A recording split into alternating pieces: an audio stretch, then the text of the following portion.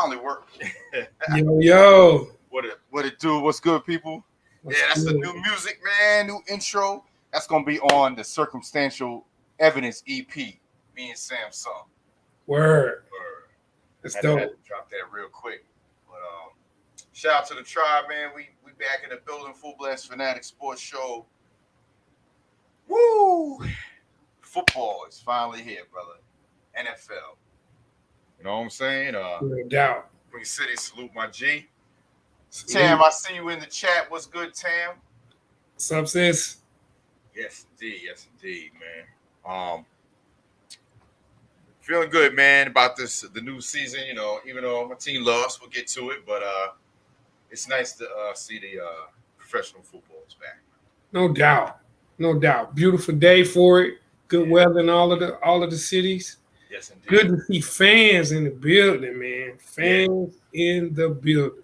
Yep. No more cardboard cutouts. Somebody had a picture of the cardboard cutouts outside the parking lot, like they couldn't get in. Oh shoot! Yeah, it's dope. Shout out to SOD. I see you, D. Malley. Chris, what's good? West Coast in the building. No doubt. Ernesto, what's up? And Diamond. Hardy boy. Shout out to everybody in the building. Appreciate y'all tuning in. Here comes Don Burr.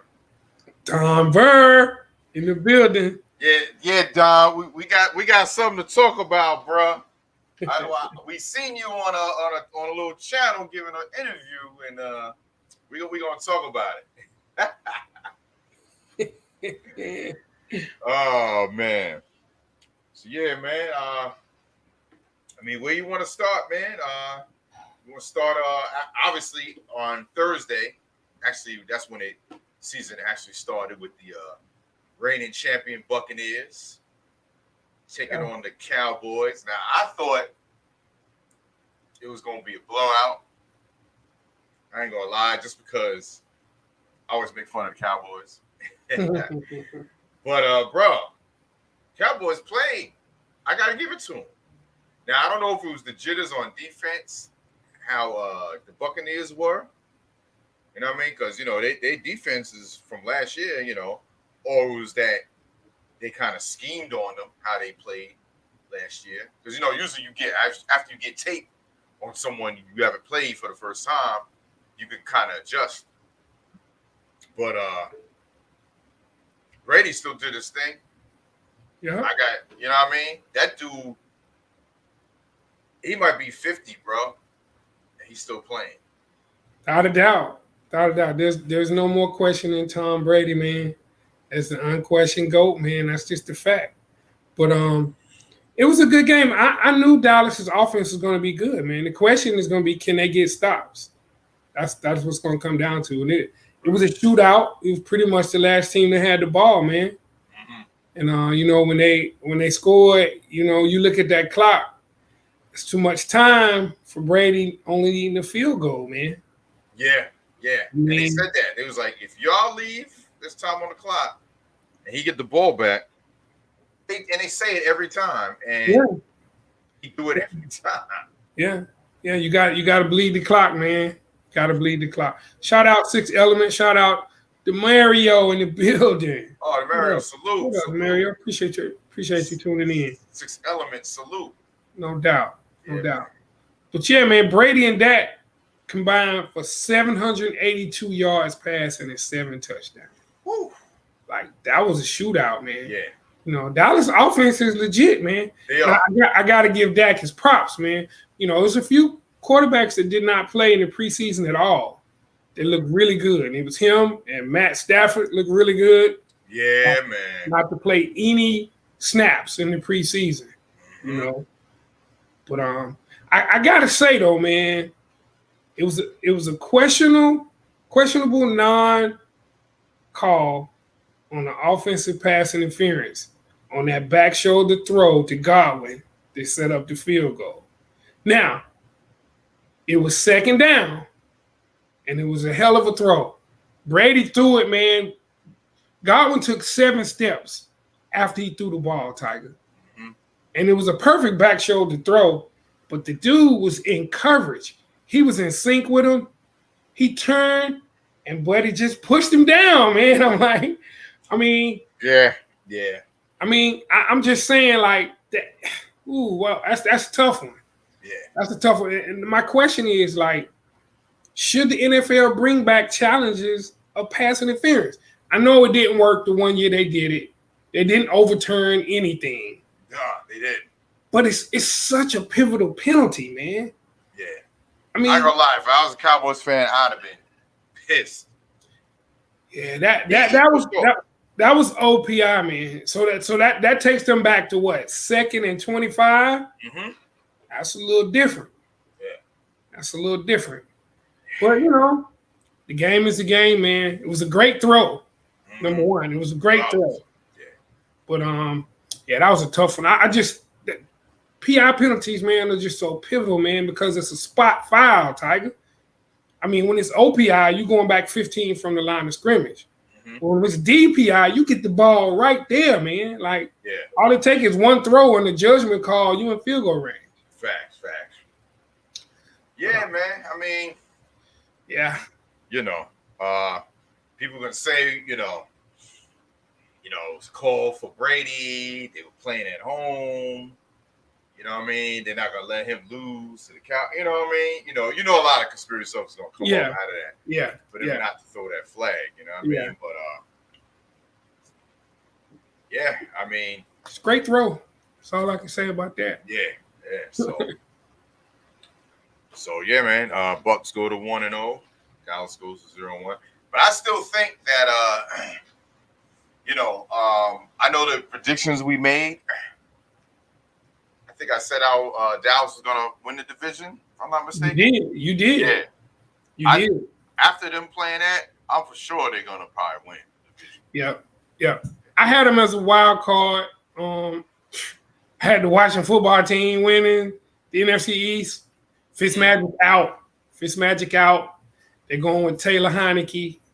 They just signed Kyle Schumer, not Cam Newton. Yeah. Kyle Schumer. Who is that? Like, who is that? The Eagles look really good. The Giants look terrible. It's week 1. Yeah. I don't think that division is going to be as bad as people think it was, though. How it used to be bad. Yeah. It's definitely they're definitely gonna be better than last year. As of the Giants, they still got a big question mark, bro. Because against the Broncos, I don't know if it was mile high or what, but bro, they shit the bed against the Broncos, bro. Yeah. With who? Who they got? Gannon? Who?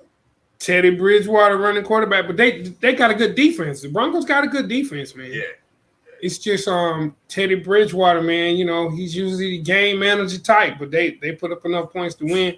The Giants turned the ball over, man. Dan Jones fumbled on the scramble. Yeah, they kind of put things away for him. Shout out Spark Divine, appreciate you. Getting better. That's what's up. Real quick, we got the sports bot going on. I meant to put it on the YouTube, but it runs in Twitch. I'm about to put it on there. Real quick, the Yankees were down 5-0 in like the second inning, and they tied it up. Bottom of the 8th, they tied up 5-5. So big shout out to my Yankees. See if they can pull off a win.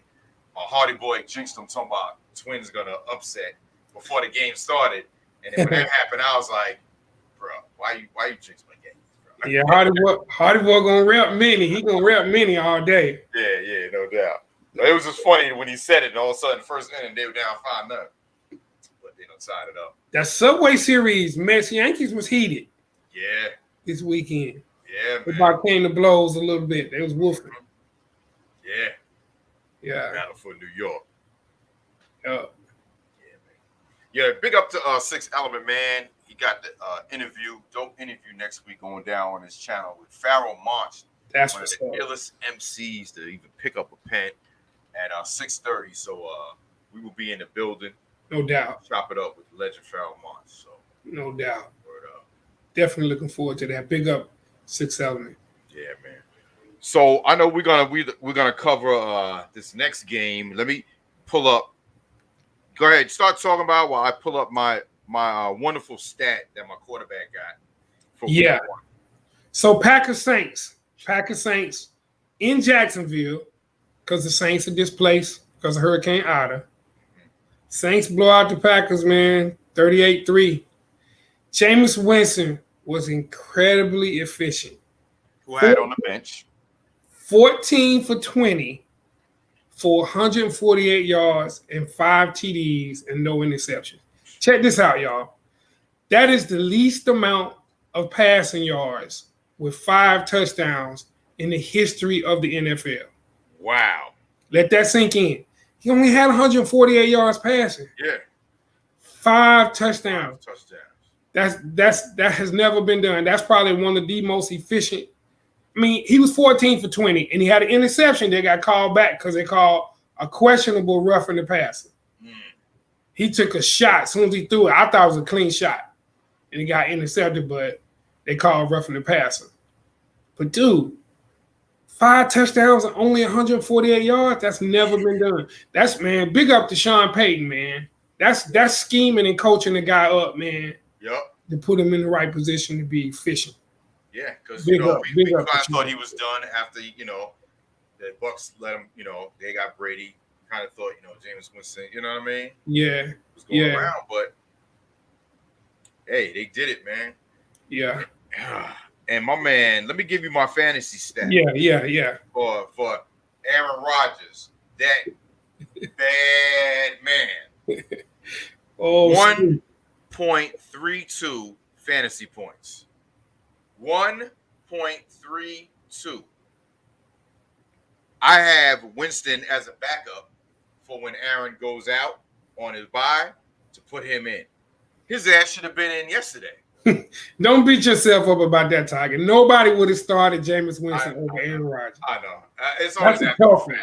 That's a tough one. Bro, for you, Aaron Rodgers, to not have no touchdown, 133 yards.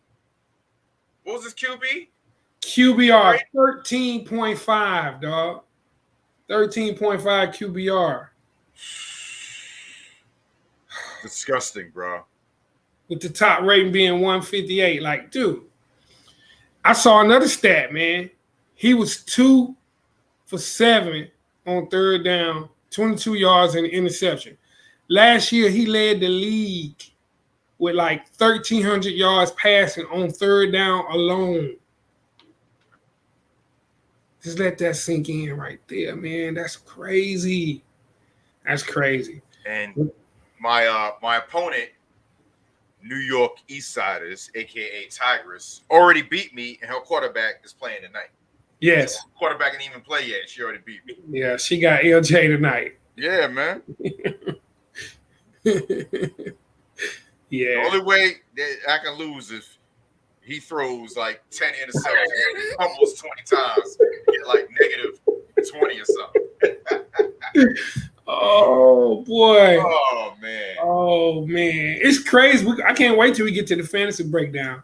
It was some good games, man. Some people, people got a lot riding on tonight, too, for sure. Can't wait till we get to that. Shout out to everybody playing fantasy with Fullblas Fanatics. It's going to be a dope season. Word up. It's going to be a dope season. But, the good thing is, man, there are 16 more games. And guess who the Packers play on Monday night at home next Monday? Don Burr, you ready? The Detroit Lions. And he going to take all of that out on them Monday night. Tiger, don't sit Aaron Rodgers next week. Don't fall for that. Oh no. Hell no. He going to throw 10 touchdowns against the Detroit. Well, I mean, I think that says something for playing 0 games in the preseason. I think that says something about their O-line. They got new O-line starters. They had some injuries. They lost their center, Corey Lindley, in the trade. So, I mean, but the Saints, man, look, I thought the Saints were going to react one of 2 ways by being displaced. Dude, they've been practicing in Dallas, trying to figure out where can we play a home game that's not going to give the Packers an advantage. We definitely not going to Green Bay. They go to Jacksonville, try to put them in some heat. We either going to come out and take that frustration out on the other team, or you just so disheveled that you don't play well. Word. And it didn't take but a couple of snaps to see that they were ready to play. They were ready to play. Well, Don Burr, sir, we saw you on a podcast talking about how Detroit was going to beat the Niners. And people were saying they were bigging you up for sticking up for your team, but you was really being delusional, bro. Even though they scored all those points in garbage time, you got to take that L, bro. You got to take that L. Gotta take that. But hey, much respect for, sitting up for your team just like I do. Much fun as you make about my Jets. You know what I'm saying? It is what it is. And on that note, the Jets played the Panthers. And Sam, now, every time the media asks someone, a player that plays against a former team, and if they beat them, is this a revenge game? They always say, no, it's just another game on the schedule. But, bro, in the back of your mind, you're like, this is the team that basically fired me and let me go, and then I beat them? Come on, you're going to feel satisfied, some satisfaction. Now, Sam Darnold's a humble dude or this and that, so he ain't going to say it. But come on, you know that him and Robert Anderson was like, they felt good beating the Jets yesterday. I started Robbie Anderson. Did you see what he did when he scored the touchdown? Yes, he did. I was like, you skinny bastard. Yeah. I was worried. That's the only catch he had all game, too. I was pissed at halftime. I'm like, what? He got no catches. Yeah. But, yeah, man, I mean, Donald, I was like, threw that bomb to Anderson, ran for another score. I'm not mad at him. Zach Wilson, I think he had the first game jitters, but the second half, he showed out in the second half. Mm-hmm. I give it to him. So I still got promise of Zach Wilson, man. Like you said, it's one game. One game. It's one game. One game. One game. I agree. I think I underestimated how good Zach Wilson and Mac Jones are going to be. I have to give them props. I mean, are they rookies? Are they going to still make mistakes? Yes. But, I mean, I think the big thing for the Jets is you lost Mekhi Becton, man, your left tackle. And, yeah. Wilson played well despite being sacked 6 times, man. Yeah. Like, that O-line got to get right, man. Yeah. That O-line got to get right.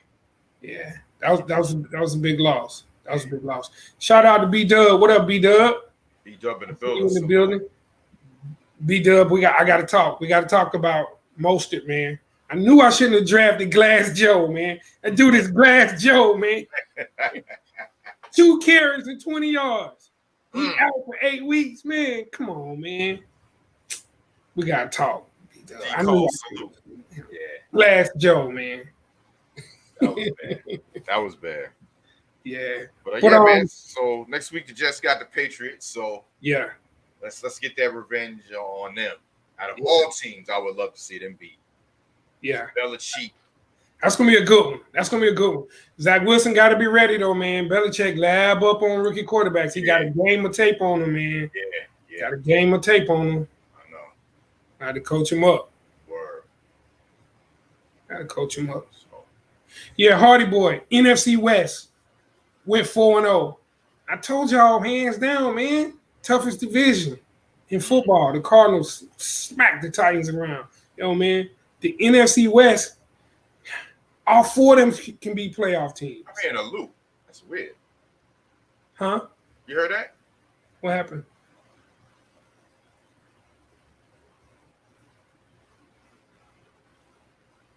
What's up, Tiger? Oh. No, my bad. No, you know what happened was I had the Twitches on too. So it was playing and it started looping. Oh, okay. I heard it in the headphones like, wait, he just said the same thing.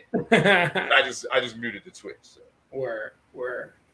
Yeah, man. And the AFC West can go 4-0 if the Raiders win tonight. Who they? Oh, Nah, they ain't gonna against the Ravens. I don't know now. First game in the Death Star. Yeah. In Vegas, it's gonna be amp. It's gonna be shady individuals in the building in Vegas tonight. Oh, what? Shady individuals. All kind of prop bets going on on first down. Yo, man, betting on whether somebody's mouthpiece gonna come out, what color mouthpiece he gonna have. Vegas, man. That's gonna be wild tonight. It's crazy. Don Burr about to get timed out. Tom Burr will not quit. He liked that Jets as a piece of dog. He liked it. He must really like the Jets. He talks about them all the time. You deep down, you like them. B-Dub, I'm gonna say this though. You couldn't survive the football weekend if they would have came back and beat y'all, man. When Debo Samuel fumbled that ball, I was praying for you, B-Dub. Because after Florida State, I was like, man, come on, man. Yeah. We had to go to Texas to check on B-Dub, man. It'd have been like a mass murder in Texas. Yeah. One individual wearing a Fullblas tribe shirt. From the rooftop. So Don Burr, you gonna do another video on how y'all gonna beat the Packers? Please do. I would love to hear your insight on what the game plan is to get Aaron Rodgers to play like that again. Oh man. So yeah, man, let's keep it moving with these scores. Steelers at Bills. Hey man, I picked the Bills. I think to win that game, and hey man, Steelers defense showed up, man. Oh, doubt. He showed up. Gotta give it to him, man. It was scary though. A running back got hurt. The Steelers. Yeah. But he's okay though now, right? Yeah. I was like, oh man. Yeah. Dude, Mike Tomlin can coach, man. It's a reason he's never had a losing season. I picked the Steelers for wild card. Everybody's like, they ain't gonna make the playoffs. They're gonna be sorry. Like, their defense, man. TJ Watt coming off the largest NFL contract in the history of the game. That was dope, man, how he signed, man. Did you hear about that story? No. So TJ Watt, JJ Watt's brother, defensive end, I think he led the league in sacks last year. His agents were trying to get a new contract. And they were trying to get every penny, and it was at like a little stalemate. And it was the week of practice for the Buffalo game. And he called his agent and said, $112 million with 80 guaranteed? He was like, I'm taking that. He went up to the Rooney's office in person, was like, whatever they talking about getting more money, I'll take that. Give it here. I'll sign it so I can go work out and practice. Oh, wow. Yo. I mean, they were trying to get him more than that. And that's just like, nah, I'm good. I'll take that. Good. I'm like, dude, they family got money. Yeah. His brother got $100 million deals. Like, at some point, he played. But the agents were doing their job. They were like, we can get you more. We can get you more. He was like, I'm good. That was dope. But yeah, man, the defense and their special teams, man, that punt block changed the game. Yeah. That punt block returned for a TD with 9:45 left in the fourth. That pretty much did it, man. But Stud Rock not in the chat. I said this about Buffalo. They gotta run the ball, Tiger. Yeah. They gotta run the ball. They only ran the ball 25 times, 417 yards. They was averaging 4.7 yards a carry and threw 51 passes. Like, you can't just keep dropping back against that defense, man. Until Buffalo gets some balance on offense, man, they gotta run the ball better. Run the ball more, be more creative with it. Like I said, against Mike Tomlin, you know what he was like, oh, they're going to keep throwing the ball. And our defense is going to be on that. Like, Yeah, that was crazy. Yeah, man, big up to the Steelers, man. I know Stu was happy about that one. I know Stu happy, and I know he is roasting Aaron Rodgers. Wherever Stu is. I was waiting for him to come in, too. Yeah. Yo, give me 1 second. You could still talk to him. I got to answer the door real quick. All right, word. I'm waiting on the Amazon delivery, too. So next up is the 49ers Lions. Crazy game, man. 49ers went up by 28 and held on 41-33. The Niners just took their foot off the gas, man. Up 38-10. They lost Jason Verrett the corner. They started playing a bunch of backups. And then the Lions, shout out to Don Burke for the Lions not rolling over, man. They scored 23 points in 3 minutes.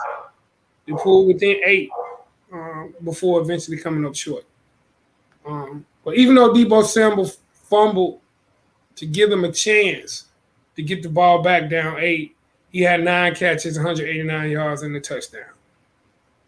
I kind of like how they used Trey Lance as well. Trey Lance came in, threw a touchdown to Sherwell, who he was hooking up with in the preseason a lot. So it's good to see that. I mean, I kind of like the way the Bears use Justin Fields, even though I don't think they use him enough.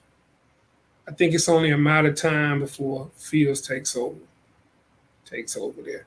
Yeah, B-Dub, man. I don't understand, man. I was bumming a little bit about Miami struggling with App State. And then I saw that pass. We'll talk about it, man. We'll talk about it. I don't really know what to say about that, man. That was crazy. So probably the best game, man, of the day, of the week, other than the Cowboys-Bucks game, was the Browns-Chiefs game. So the Chiefs D sealed the win with a late interception. Baker Mayfield got pressured by Sorensen and threw an interception. But the Browns jumped out to a 15-3 lead, but just couldn't contain Tyreek Hill and Travis Kelce, man. Fantasy all-stars, those two right there. I don't know what to tell you. They both combined for 273 yards, receiving and 3 touchdowns. But that was crazy. Yeah, that Cleveland KC game was a really good game, Chris. It was a dope game. Patrick Mahomes, man, is a realist, man. That gets a couple of throws again in that game where he just threw Tyreek Hill open, man. You know, they got such a good rapport, man. He threw that hand up. He knew which side to throw it to and threw a laser, man. They say, you know, Cheetah going to the end zone holding up the deuces.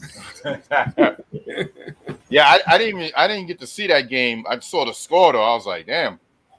The Browns played them good.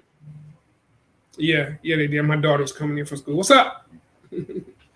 But yeah, dope. Oh, Hardy Boy, was that a penalty at the end of the Dallas game? Yeah, I already said that. That's offensive PI, man. I think if the challenge was in effect and they challenged that, Tiger got people hungry with that plate. Right. if the challenge was still in effect, I mean, you gotta look at that, man. Dude had really good coverage, man. Yeah. He pushed him, man. I think he pushed off on him. But check this out. Check these two. I got 2 Fullblas Fanatic facts from the Cleveland Kansas City game that are dope. Patrick Mahomes has never lost a game in September. He's never lost a game as a starting quarterback in September. Just let that sink in, like, dude, never lost a game in September. Right. And the flip side is the Cleveland Browns have lost 17 season openers in a row. Damn. 17 years. 17 straight season openers. Wow. Man. They got stats for everything, though. You know that, right? They do. So that takes us to the NFL trivia question. Tigers, since we're missing our other co-host today, you want to take that or? Yes, sir. And I'll post it on the word in the chat so they can see it on a banner. And the question is, which is the only NFL team in the last 20 years to have finished NFL seasons 15-1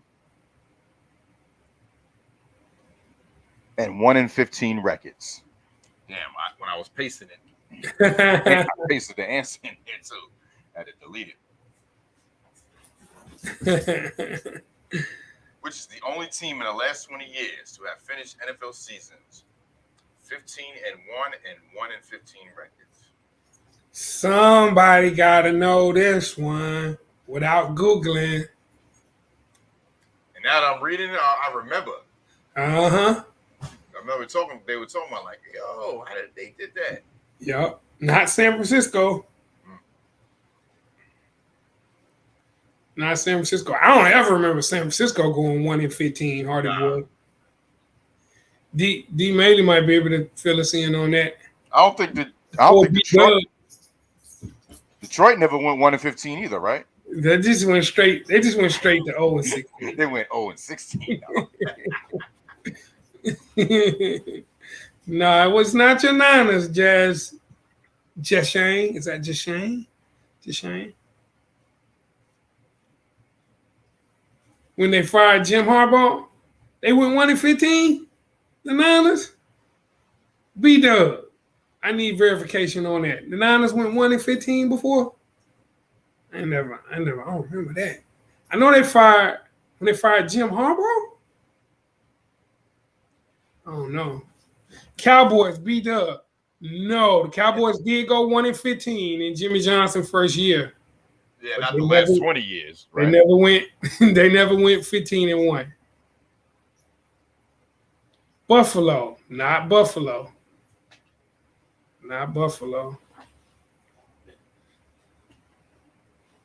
Hardy boy, 2 or 3 games they won. Yeah, I can see that. I don't ever remember the Niners going 1-15.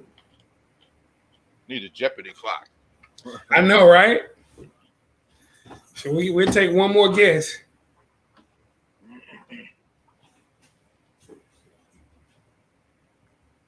Going once. Going twice. I can give you a hint. Oh, Chris got it. Chris got it. I was going to start giving hints. Chris got it. The Carolina Panthers. Mm-hmm. For sure.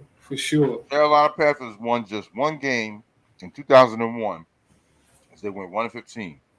However, they reversed that in 2015, losing just one game on the way to the Super Bowl, which I call the Pout Bowl. Yep. Where they lost to the Denver Broncos. Facts. So NFL trivia question 2. I'll do that one since Tiger's enjoying that plate. My bad, man. I got mine in before we started, no doubt. I thought hold out. So question 2. Which 2 NFL teams have lost over 200 games in the last 20 years? Which 2 NFL teams have lost over 200 games in the last 20 years? So I know people gonna have jokes, but some guesses might be accurate. Well, I would have guessed one of them off the top. That's a lot of games, man. It is. Hardy boy got it. Oh, B-Dub got it first. Lions and Browns. Lions and Browns. I'm gonna have to read it because my mouse is acting up again, bro. You got it. The Cleveland Browns have lost a whopping 220 games, going 99, 220-1 in the last 20 years, averaging 11 losses per season, including 15 double-digit loss seasons. That's the type of history the Browns trying to reverse, man. It's why I'm kind of pulling for them, man. Then they do stuff like they did Sunday, man. Like the punter, when he muffed the punt, when the crowd was hollering, I was like, that's the Cleveland Brown thing. What are you doing? Yeah. Then they started running. I thought you were going to just try to run it in rugby, kick it. Just kick it. You're not juking nobody. Same old Browns. Watch. You know that's what he's saying. You're not juking nobody, man. You a punter. When he started running, I was like, he's going to do the rugby style kick. I don't care if you just kick it 20 yards down the field. Yeah. Just get it from where you at. He cut back, start trying to look for blocking. I was like, what's he doing? Hey, but that's why I like the Sunday ticket, man. They show the other view when he come back to the sideline. I hurry up and flip to that. Boy, he was a lonely soul over there, boy. Let you sit here and reflect. Tiger, he was a lonely soul, man. They were just looking at him like, cuz, you might not be able to get on the plane. So then the other team, Don Burr, I'm just telling you, I'm just reading the stats. The Detroit Lions have lost 205 games, going 114, 205, and 1 in the last 20 years, including 12 double-digit loss seasons. They both got a tie in that span, though. That's interesting. Yeah. They both got one tie. Did they play each other that game? I don't know. That's a good question. That's a good question. That's a good question to dig deep into the stat, man. Right. How many times they beat each other in that time period? I'm gonna have to look that up. That's dope. I think it's safe to say the Detroit Lions are the pizza organization. Oh, Clay Helton just got fired from USC. Wow. That's breaking news. Shout out, Chris. They got mollywopped by Stanford. I saw that, man. Hey, USC, as long as they keep changing coaches, man, they're never going to be able to get any continuity, man. So much talent out there, though. So much talent. You can't keep doing that, man. Like, how they supposed to, yeah. That's crazy. Uh-oh. D. Maley want to know what the Jets record is. The Jets were not in the stat. I only got the stats. Those are the two most losing teams the last 20 years. Stop starting shit, D. Maley. Oh, God. That's crazy. That's crazy. Yeah, that is big news, Chris. So what they doing? Are they promoting somebody within, I would imagine. After one game? Was that their first game or second game? Come on, you got to get that dude more than one game. In COVID times, Stanford put the smackdown on them, though. That's crazy. Yeah, yo, when I was DJing Saturday, so I made the mistake and had 130 teams in that sports score bot, and that shit was going. I had to narrow that shit down to 30. Someone was like, yo, no one came and talked. I was like, oh, shit. Yeah.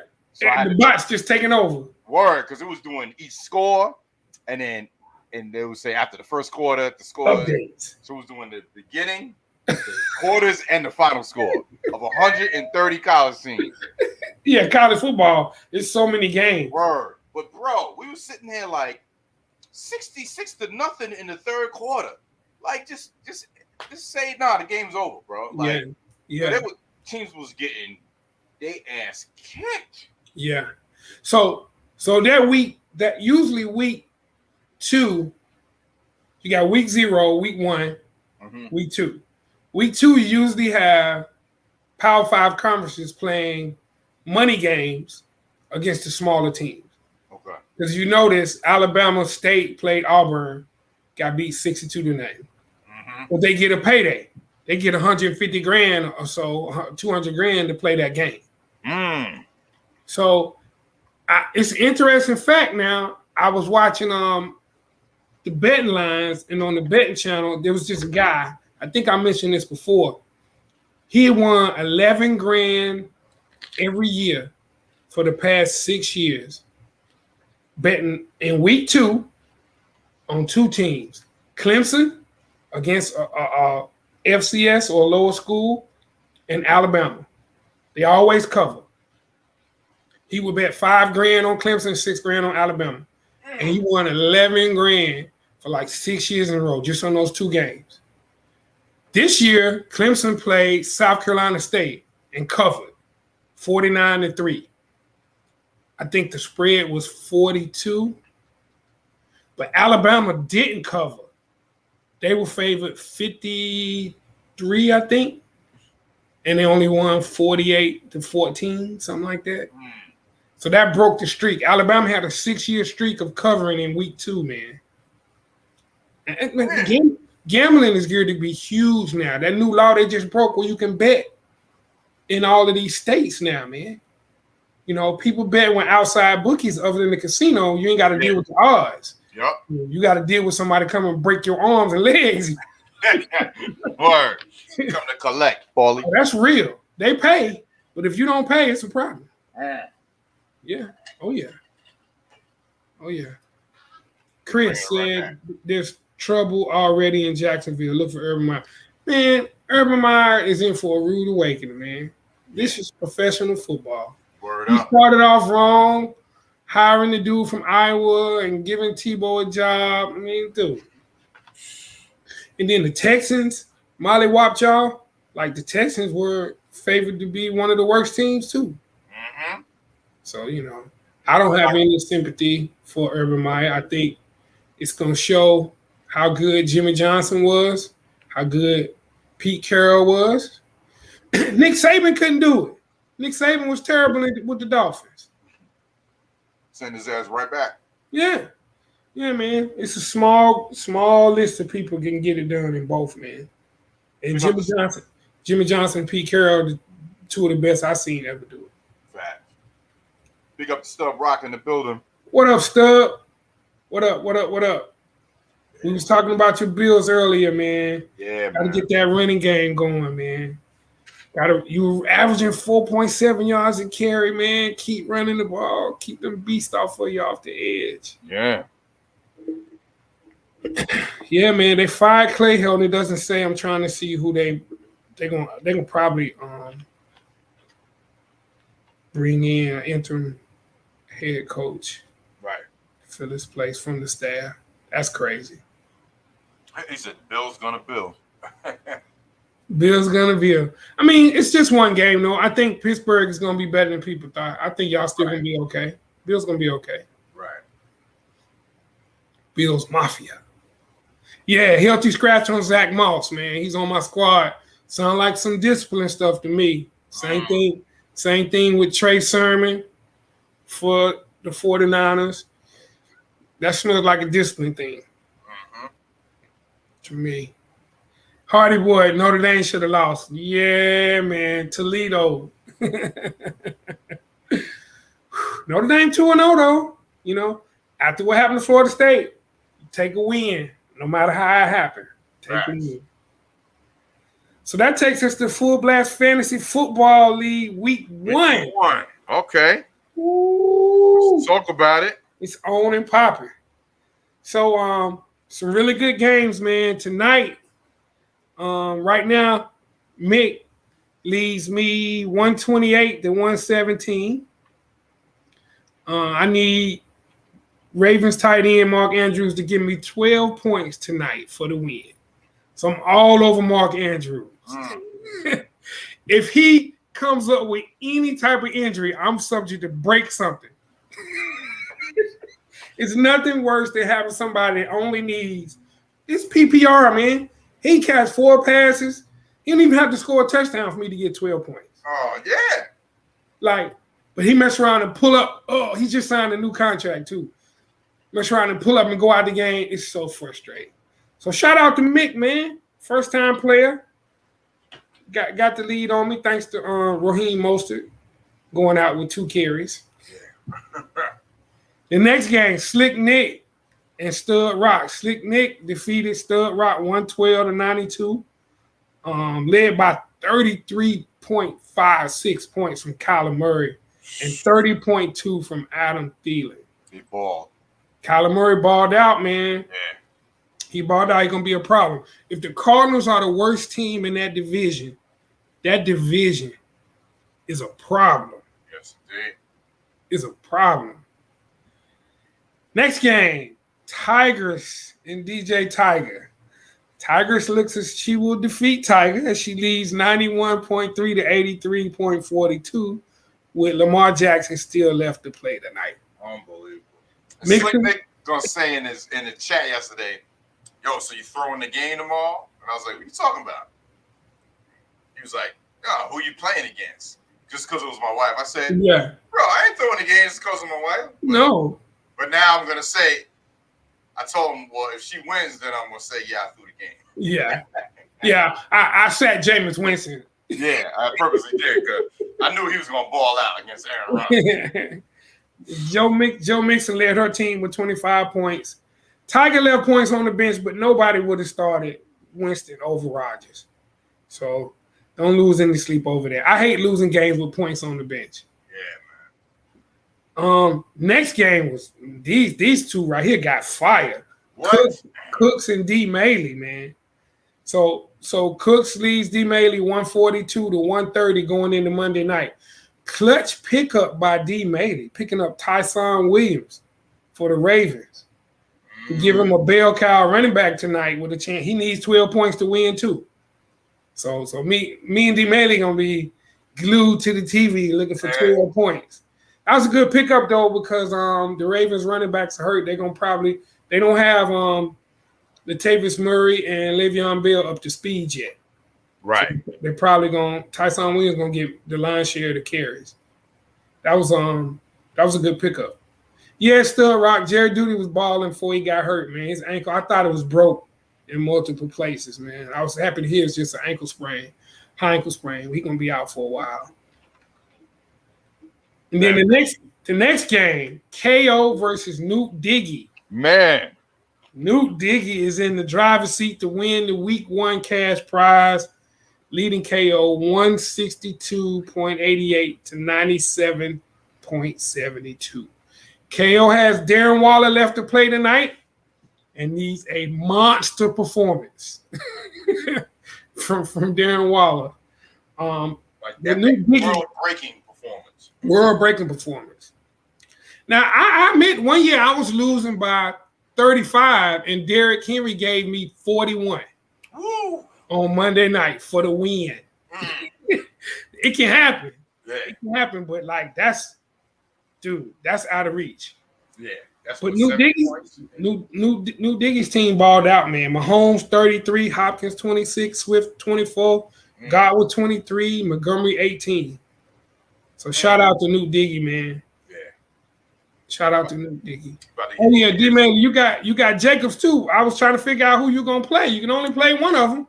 I kind of like the Tyson Williams play though, because Jacobs gonna split carries with Kenyon Drake. So I don't know. That's your call. I'm gonna be watching. Yeah, Tim. Shout out to New Diggy. New Diggy, like he gonna take the week one loot. Yeah, about to hit his cash app up. and then the last game, Ed Santos versus Hardy Boy. This is a good one too. Ed Santos leads Hardy Boy 125 to 108. Hardy Boy has the Ravens defense and kicker Justin Tucker playing tonight, needing just 18 points to win. That's doable. Yeah. That's doable. It's going to look real good for you when they give you that 10, Hardy Boy, at the start of the game. You're going to be down 8. It's going to go up and down. That's going to be a good one. So we got 3 games hanging in the balance tonight on Monday night. That always makes it fun. That's what happened to me when I had the Bucs defense. -3 at the end of the game. Yeah, that's the only thing about defense in the shootout, man. They giving them points up. Your score just keep dwindling, man. That's frustrating. Yeah. It's tough to have a lead going into the Monday night game and play that defense, and they start losing points. And the other two, they got no players. Oh, man. I almost lost a game like that once, man. You sitting there looking at it like, yo. I mean, it comes down to how many yards the other team get. Yeah. They start subtracting, not just scoring. Like, that's why fantasy is so dope, man. Yeah. I try to tell people that never played, I was like, it's going to make a game you would never watch mean something. Yup. You would never watch. You wouldn't even worry about it. Yeah, I mean, Monday night, you always going to watch. But, like, sometimes those Thursday night games be duds. Yeah. Yo, that was the worst with that for a while. Thursday night games? Yeah. They were having, like, the Jaguars versus the Browns. Like, you know, back when the Browns were was really bad. Yeah. Like who's watching this, yo, on a Thursday? Crazy. Still tied 5-5, top of the 10th. Or the Lions for Thanksgiving. Bro, can we please get them out of here for Thanksgiving? Who wants to watch them on Thanksgiving? That's a tradition, man. They ain't gonna never change that. How did they get that game? That's what I'm saying. Maybe Don Burke can school us on that. All right. We're going to have to. How did the Lions originally get the Thanksgiving slot? But they play. There's so many good games on Thanksgiving now. Though they got those night games. Yeah, they got 3 games going on. So thank God. But Detroit used to get that 12:30 slot, right? Don't they usually play first, and then Dallas play? Yeah, it's like get them first, get them out of the way. while everyone's still preparing the food. Yeah, I'm out of the store getting some liquor. You know what I mean? Yeah, like, us. We not eating at no 12:30. Nah, hell no. No. We not eating till 4:30, 5 o'clock. Yeah. So the last fantasy nugget I have is something I was talking to Tiger about. We're not doing a prize for it, but I think every week we should announce who the weekly MVP is. That means the person that owned the player, the person that drafted the player that scored the most points that week. So currently that's Amari Cooper for Supreme Clientele. Oh, shoot. 38.9 points going into Monday Night Football. Now, Lamar Jackson might blow that out the water tonight. You never know. Yeah. But each week, at the end of the week, we'll be announcing that too. Who had the weekly highest score, single player. All right, no doubt. That's dope. Hey, man, Amari Cooper ball, man. He stated he's the best wide receiver in the league, right? He did. He had like 14 catches, man. He's catching everything. Yeah, that's why I grabbed him. But Dallas's offense is unique. Everybody eats. Let me take it back real quick, man. When you were saying about Dak, man, like for that dude, the injury he had, and then no preseason, for him to ball like that, bro, he looked good, bro. Yes, he did. He really did. I got to give props to him. Like I said, I always make fun of Cowboys, make fun of them, but it was never about that. It was, it was more about losing no fans. They win the Super Bowl every year, and Jerry Jones always meddling and shit. You know what I mean? It really was that. But Dak Prescott, man, legit. He is, man. Legit. Mm-hmm. I mean, that pace he was on last year before he got hurt. He had the most passing yards in the history of the NFL through those 3 or 4 games, man. Mm-hmm. He picked right up where he left off. Yeah. So, the Cowboys offense eats, man. I mean, the game plan was smart too because you're not gonna run up the middle against the Bucs. Yeah. Did anybody see Vita Vea, the tackle for the Buccaneers, just bull rushing Connor McGovern? It was back. He was filling in for Zach Martin. Dude, he was just bull rushing him into the backfield, man. 3 or 4 times in a row. Like everybody's like, why didn't he run Zeke? Why didn't he run Zeke? Nobody's running against the Bucs. Get the ball on the edges. It was a smart game plan. They just couldn't get enough stops, man. Yeah. But the Dallas defense played better. They forced a fumble. Godwin fumbled down there in the end zone. Oh, yeah. I think they had a couple of takeaways. They had a punch-out fumble. Yeah, I saw that one. Punch-out fumble. Mm-hmm. I mean, it should be interesting this year. Yeah. So that was the NFL, man. It was great just to ingest all of that. I love the NFL. Yeah. Oh, yeah. There's some nostalgia around that, man. So, just hearing the fans again, man. Mm-hmm. I had the sound bar just up blasting, just so I could get the fans in my ear again. Yeah. Stadium sound and all that word. Yeah. I got a taste of that, though, in Miami for the Jackson State game. That joint was packed. That's like the first time I heard a crowd like that. Yeah. It was dope. So week 2 starts on Thursday with the Giants and the division game, right? Yeah. Washington football team. Yeah. Taylor Heineke. Giants, this is their best chance to get a win now. Where is that game? Is it? I haven't looked to see who's the home team. Yeah, no, I was gonna say because Jets play home on Sunday, but that it don't matter. It's Sunday. It might be in Washington. I know the Giants played at home. Just like yesterday. Yeah. I'm assuming it's gonna be in Washington, but yeah, big game for the Giants. They gotta get off the snide. Yeah. Gotta get off the snide. Saquon Barkley, man, didn't quite look right. Yankees up 6-5. They just won. Oh, it's over. Yup. Final score. Oh yeah. Sure yeah. Hardy boy. What up? Hardy boy, I gotta get at you on 2K, man. I've been off, man. I see you've been sending me stuff. You've been getting your ball on. So we got game 4 coming up. I can't remember where we at. We in Minnie or we in the Queen City? I might hit you up later tonight after Monday Night Football. We go ahead and finish that series. We're gonna definitely be touching on the Major League Baseball playoffs too when it starts. No doubt. Oh, and also we want to tell everyone starting Next Sunday, we still have it on show on Monday at 4:30. We're starting on Sundays at 7 o'clock. We're gonna recap all the games.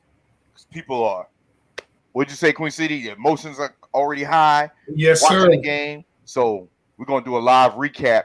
Probably some games are probably kind of ending too. Yeah. Before the 8 o'clock game starts. You know what I mean? We'll have the scoreboard up. I'm trying to get all this shit I can enable in OBS so we can see a dope scoreboard with all the scores and the record standings and all of that. Yeah. So facts. That's a great idea, man. Right, everybody emotion still running hot. We might even get to catch some games coming down the stretch. I had a Red Zone channel on. Word. We're getting to see how everything finish up, man. It's nothing like that Red Zone channel when you got 2 or 3 games coming down to the end. Bro, it's dope. Crazy, bro. It's crazy. That's a great idea. Looking forward to that. Stuff right. Fullblas football night in North That's America. right. That's right. That's what's up. An ill title, shoot. It is. Name that one. It is. It is. Stuff just gave us the title. Stuff. Good looking. Good looking. So the Washington football team favored by 3.5, and it's in Washington. Dang, with Taylor Heineke. Mm. Yeah, man. I was a little shocked they didn't pick up Cam though, man. With Rivera being there, it's really over, man. When they brought in Fritz Schumer's son, off the practice squad to back up Heineke, man. I don't know, man. Then again, he not vaccinated. That's another thing too, man. Ron Rivera high on that vaccination stuff. Yeah. So, before we go into the college, I just want to bring up one more thing about NFL. I don't know if you watched Club Shay Shay.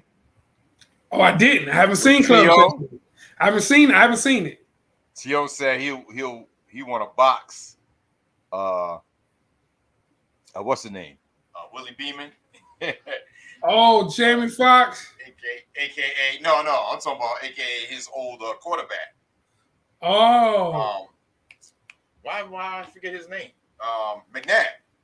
Oh, Donnie McNabb. Yeah, I did hear about it. Yeah, because they kind of had pieced it up a few years ago. Yeah. And then McNabb got on the show talking about T.O.'s fault again. Like, bro, we was just talking like, okay, I ain't got nothing to say to you now. He was like, you know what I mean? Like, he really was like, pulling that dude out, man. He out over there did a lot of shiesty shit. Yeah, he opened some wounds back up. It was clear Donovan McNabb was the one throwing up and stuff. T.O.'s playing on a broke leg, man. Broke leg. There's nothing you can say about his performance that night. Nothing. He was the one throwing up in the huddle, man. Mm-hmm. He balled. Yeah. Hey, man, I saw T.O. in Miami, man. That dude in tip-top shape. Bro, on the show, I'm like, yo, this, I say, and he talked about, they had, what's the name playing tight end? They couldn't call me, but they had T.O. out there. Remember we talked about that? He said the same thing. He's like, I know what it is, though. Hey, Donovan McNabb better leave that one alone, bro. He better. I'm telling you, I saw T.O. up close in person, man. He rocked up, man. He can still play. He was working out. I saw the video with him working out Deion's Coach Prime's corners. No, he was running routes against them at the end of practice, man. Oh yeah. We know what it is, man. We know what it is. That dude can still play. Yeah, McNabb ain't gonna accept that. Hell no. He ain't accepting that. So college football recap. Man. So even though I was a little down Saturday, some of y'all know I had a death in the family. Yeah, man. My condolences again. Once again, bro. R.I.P. to my cousin, man, Anthony Bailey. But college football brought joy to my heart, man. It was the first big week where I wasn't on the road. Didn't go to Memphis. Shout out to Weber Marketing. They had a skeleton crew in Memphis. Oregon, Ohio State game, 12 noon. And if you know, because I'm a Miami fan, I cannot stand Ohio State. The Ducks traveled across the country and stunned the Buckeyes 35-28. I was watching that game, bro. It's a good game. It was a good game. I was like, yo, it was a good game. Cane Nation, man. Cane Nation is a little bit torn, man, because Mario Cristobal coaches Oregon. Mario Cristobal played offensive line on 2 national championship Canes teams in 89 and 91, man. And there was a lot of Canes fans that wanted us to hire him and break the contract with Oregon instead of hiring Manny Diaz. Mario Cristobal had them boys ready to play, Tiger. They came out and punched Ohio State in the face, missing their 2 best defensive players. The best player, the number 1 draft pick next year is going to be defensive end Kayvon Thibodeau from Oregon. Absolute beast. Sack, strip fumble last week, rolled his ankle, didn't play. Their top linebacker didn't play, Justin Flo. And they still put it on him, man. Like, dude, CJ Verdell, the running back for Oregon, 20 for 161, 2 touchdowns, 3 catches and another touchdown, and broke like a 67-yard touchdown run. Like, they came in there and smacked Ohio State.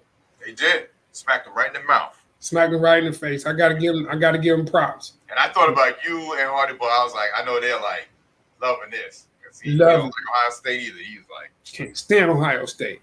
You know, Oregon always been known for like having you know, the uniforms and all that. They can never win the big game.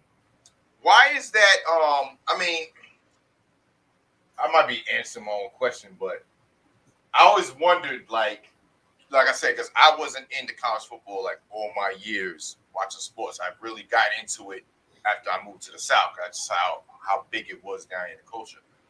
Why is it such a monumental thing when because I think Ohio State was like 3 and the Ducks are like 12.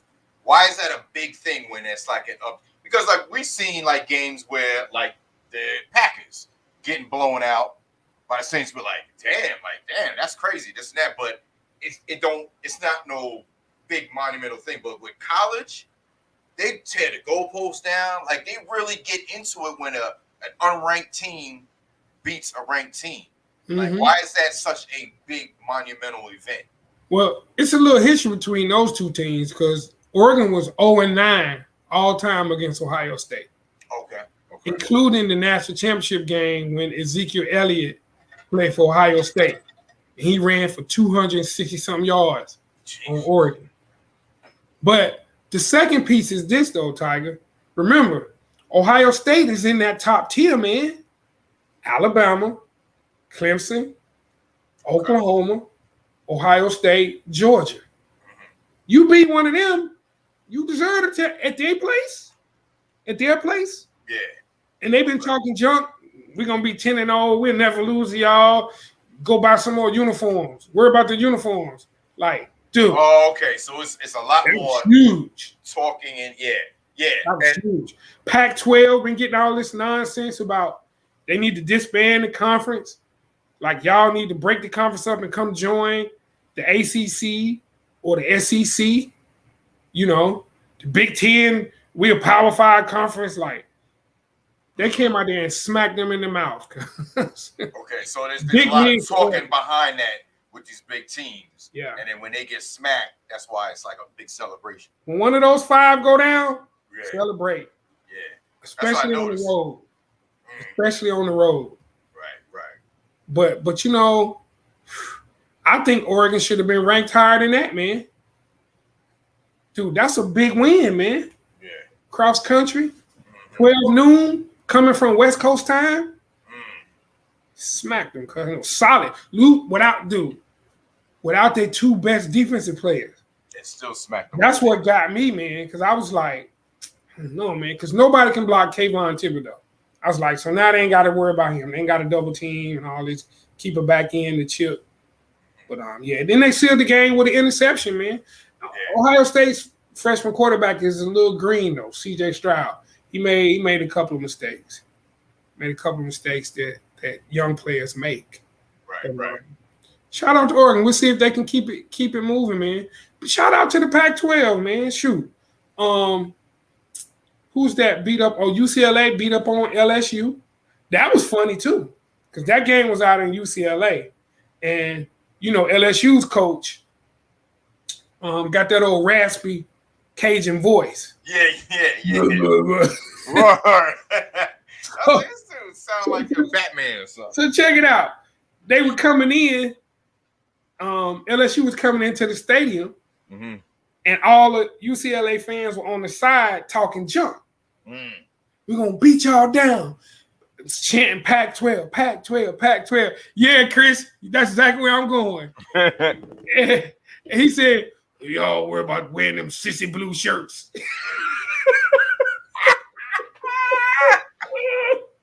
And UCLA put the smack down on LSU.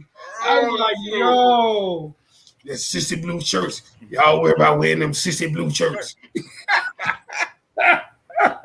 Because UCLA got that sweet powder blue, man. That powder blue and gold looks sweet to me. I hope these stupid groups don't try to cancel him by saying it. Yeah, I thought about that too. You know that's going to be coming. Yeah, I thought about that too. Yeah, Chris, that was hilarious, man. That was hilarious, man. His voice, man, I could listen to him talk all day, man. Word. And when he get excited, you can't understand nothing he's saying. What about them sissy blues? Like Batman and Dark Knight talking to you. Yeah, that was hilarious. That was hilarious. So let's see. The next big game was Iowa State. Now, I was pulling for Iowa State. I'll admit, I don't like Iowa because Kirk Ferentz, their coach, allowed that strength and conditioning coach to carry on the way he was carrying on. That had been going on for years until somebody called him out on it. So I don't. That didn't sit well with me. Everybody praises Kirk Ferentz as this great coach in Iowa. They produce great offensive linemen and all of that. But the culture of that program still sits with me the wrong way. This dude was the highest paid. He was making more than their assistant coaches. This strength and conditioning coach that was belittling the black players, man. So I was pulling for Iowa State, but Iowa smacked them down 27-17. That's a big rivalry too, man. They play for the Cy-Hawk Trophy. Combination of the Cyclones and the Hawks. So that was a big one. The biggest play, Jack Campbell recovered a fumble. I mean, they drilled the running back. They were already on like the 10-yard line. And he fumbled. They picked it up and ran it in. They was up 21-10. That pretty much sealed the game. Yeah. But shout out to Iowa. They won the game. I'm still not feeling Kirk Ferentz, though. And there's always in-state rivalry games. Like the nature of being in the same state. Oh, yeah. Oh, yeah. I mean, that's what they're worrying about with Oklahoma going to the SEC now. The Oklahoma State game. Bedlam. They call it Bedlam. Like, dude, they tear the whole stadium down when you win. Oregon State. They call it the Civil War. I mean, there's nothing like college football rivalry. I can't wait till they bring the video game back because they bring the trophies out. They had the trophies on there. Like, you play for the Cy-Hawk Trophy, you play Iowa State. At the end of the game, they hold up the trophy. Yeah. I can't wait. The pageantry of college football, man, is awesome. Like it. It's nothing like it. Nothing like it. All right, so the next game was Washington, Michigan. Shout out to Rings 4. Rings 4, my boy is a big Michigan fan. Michigan looked good. That running game is rolling. And Ohio State, this might be the year. Somebody in the chat, where is the Michigan-Ohio State game at this year? Because, dude, Ohio State. That's one of the illest rivalries ever. The big game. That's just what they call it. The big game, dude. And that's what they say. Michigan can never win the big game. Ohio State is owning. I don't know the last time Michigan won that game, man. I can't tell you the last time they won that game. Because they thought they was going to win once they got, Harbaugh. Yeah. He got smacked. Urban Meyer was smacking him. Ryan Day was smacking him. The interim coach, they were filling in, smacking him. I don't know why they holding on to Harbaugh so long, to be honest with you. I mean, for the name and recognition and, they just – I don't know. But this year they look pretty good. Their running game is potent. So they rolled Washington 31-10. That's an old Rose Bowl rivalry. Washington, Michigan. Blake Corum, their running back, ran for 171 and 3 touches. Had a 67-yard run that pretty much broke the game open. It's at Michigan. Thank you, Pittsburgh. Thank you, November 27th. That's Thanksgiving weekend. Dude, they better get it done. This might be the best chance they got. That quarterback gonna be a little more seasoned by then, though.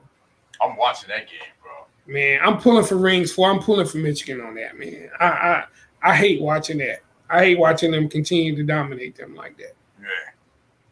So Ohio State, when they win, all their players get what they call gold pants.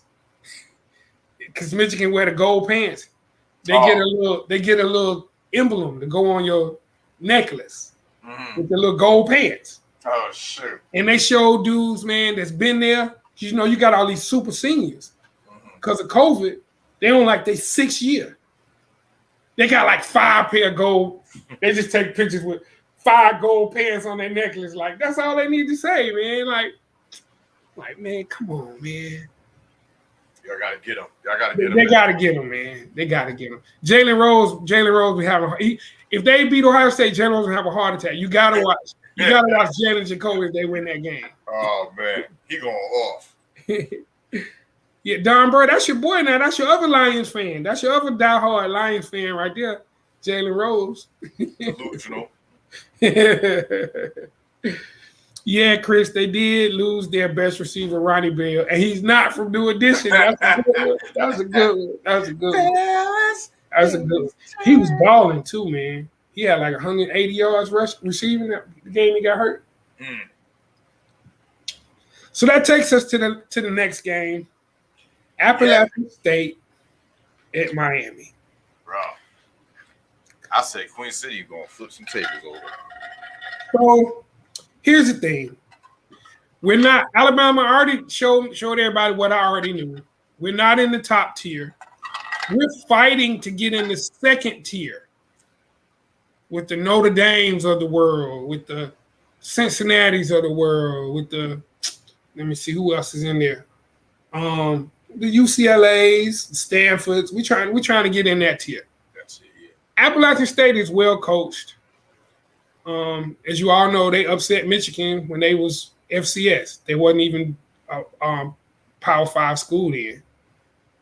But last time we played Appalachian, I went to Boone, North Carolina. It's in the mountains. Beautiful, beautiful campus. And we smacked them 45-10. But I knew this was going to be a tough game because our psyche just got bashed in by Alabama. It's the first home game. We got a lot of new young receivers. So, we played with our food a little bit, but we won. We kicked the field goal to take the lead. We got a stop on 4th down. Tyrese Stevenson had a breakup on 4th down. And we gave up a 100-yard kick return, which should never happen against Miami. There's no way we have enough speed on the field to stop somebody from going 100 yards. Dude is like a track star.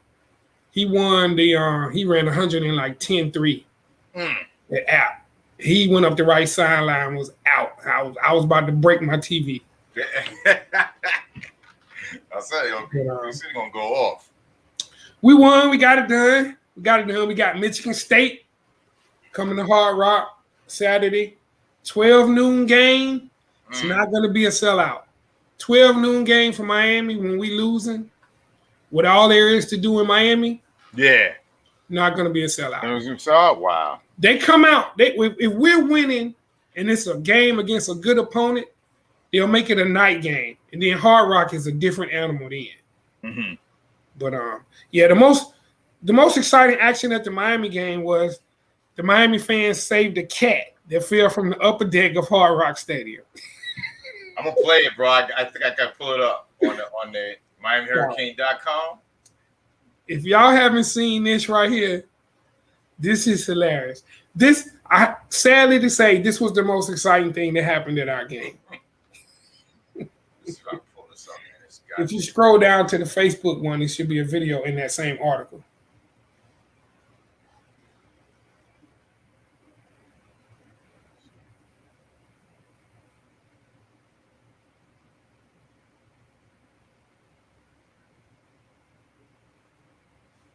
All right, let me see if I can blow this up.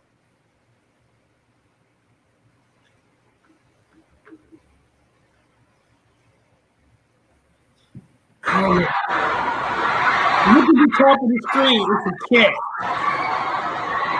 Up there, Yeah, right there. Oh, Look. yo. Look. He hanging on for dear life. And they got flags down there to catch him. What happened to that? So he went over. But then they held him up like Simba. Look.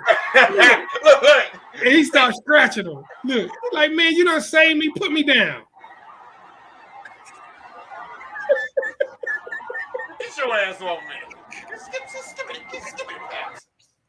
Okay, Sammy, get these fresh skibbity paps. Man. No, they gotta get Tony Baker on that one, bro. They got to get Tony Baker on that one. They got to get Tony Baker on that one. That was classic.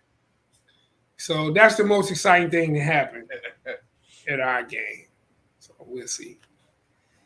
So that brings us to Jacksonville State at Florida State. B-Dub, you still in the chat, man? Y'all. Jacksonville State stuns the Seminoles 20-17 on a 59-yard pass. 59-yard touchdown pass with 6 seconds left. I was like, yeah, bro. I saw the clip on YouTube. It says stunning game winner. And I was like, got the angle, and it was a wrap. I said, oh, shit. I saw it live, Tiger, and I looked at the clock, and I looked at the corners, and they were rolled up in press coverage. And then I said, wait a minute. Let me look at the D-line. Maybe they just going to rush two, and they got a whole bunch of people back at the goal line or something. And they snapped the ball, and they was in press coverage.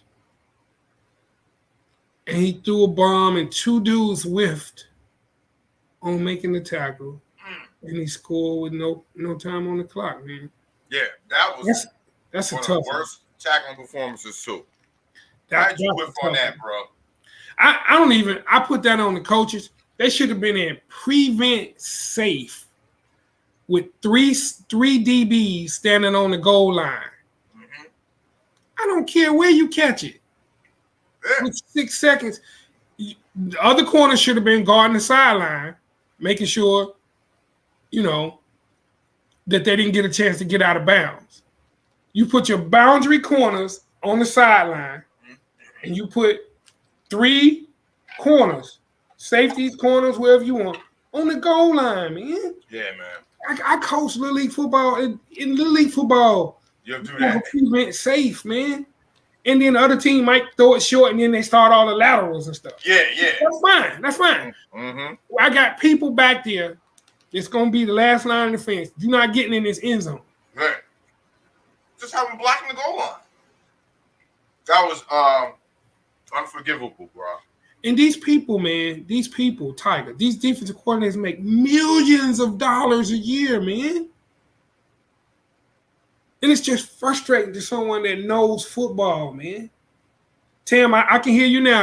I'm doing my face again. Tim, I was like, Tim be like, Queen City face be tripping me out. It just makes me so mad, though, man. Like, come on, man. You getting paid all that money. You don't know basic. That's basic football, man. So I'm sorry, man. B-Dub, I'm sorry that happened to y'all. I should have got a picture of that. The male cheerleader's face. Oh, yeah. Oh, yeah. Oh, yeah. That should have been the thumbnail. That should be the thumbnail. Yo, his face, bro. That said it all. That was horrible, He gonna man. cry in the car. I don't know what to say. All I can hear is B-Dub saying, why? Like Nancy Kerrigan. Why? Why? Yo, my boy Sean that I do shot day with for Miami FSU text me. He's like, don't even come over. We ain't doing it this year. I was like, no, we doing it. We doing it. That's just one game. Mm-hmm. But you know what I think got them, man? All week long, they heard how good they played against Notre Dame, even though they lost. All week long. Y'all look so much better. Y'all should have beat Notre Dame. I put that on the coaches. I'm going to be making sure you understand we lost the game. I don't care what nobody says about how good we played. Detroit. Yeah. Ain't no moral victories over there. Ain't no moral victories. Mm-hmm. You know, you let that seep into your head, man, you know, and you let them come in there and beat you, you know. But that was bad, bro. That was bad. I can imagine what that locker room was like. So I saw D. Cole was in the chat. Shout out to D. Cole, Arkansas. Put your smack down on the Texas Longhorns. Yeah, man. Horns down. Get them horns down. Come on, no horns down. Put the horns down.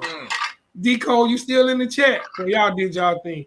That was a rough welcome into the SEC. Y'all want to be in the SEC? Get this. They rushed for 333 yards and 4 touchdowns. Woo. Smacked them. Texas got to get their weight up, man. B don't say next subject. What did they say on the Battle Rats? B we still don't know for shot game, though, man. Y'all, dude, that's a rivalry. I could be the one looking stupid, man, after that game. If we lose to y'all after y'all lost to Jacksonville State. But yeah, Arkansas put it on Texas. Texas got to get their weight up. There you go. Dude, Stu in the building. Stu in the building. Shout out, Stu. Shout out to your Steelers, man. Big time defensive special teams performance. Shout out. You know what you're going to say. Go ahead. Go ahead and give it to us, Stu. Yeah, go ahead. Tell us about that bad man. Oh, man. Man, Stu, we immediately thought of you, man. Immediately.